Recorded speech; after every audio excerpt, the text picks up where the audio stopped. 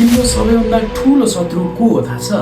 धेरै पटक तिम्रो आफ्नै साथी। Your friends are your worst enemy. यो भनाइ तिमीहरूले पक्कै पनि सुनेका छौ, तर यो भनाइ मात्र होइन। शक्ति र रणनीति बारे लेखिएको चर्चित किताब 48 लज अफ पावरमा यही कुरालाई नियम नम्बर 2 मा उल्लेख गरिएको छ। Never put too much trust in friends, learn how to use enemies. यसको सजिलो अर्थ साथीलाई धेरै भरोसा नगर। यसको मतलब यो होइन कि तिमीहरूको साथी एकदमै खराब छ, नराम्रो छ। समस्या के हो भने साथी हुँदा भावना काम गर्छ, तर पावर भावनामा होइन, रणनीतिमा चल्छ। जब हामी साथीलाई धेरै विश्वास गर्छौँ तब हामी धेरै लापरवाही र अल्छी हुन्छौँ।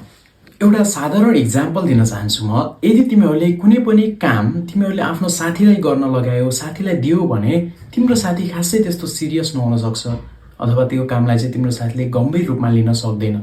तर यदि त्यो काम तिमीले आफ्नो प्रतिस्पर्धीलाई, आफ्नो कम्पिटिटरलाई दियो भने चाहिँ त्यसले चाहिँ तिम्रो त्यो काम गम्भीर रूपमा गर्नेछ र सिरियस रूपमा गर्नेछ। किन?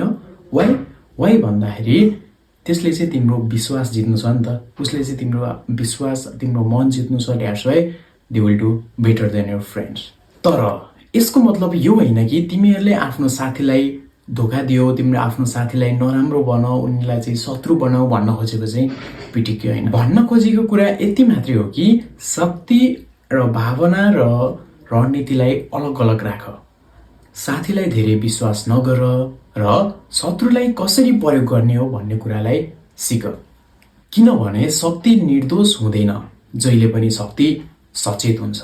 That's why follow for self improvement, do subscribe in my YouTube channel and just keep watching, and let's meet you tomorrow in next day 3 video with law number 3.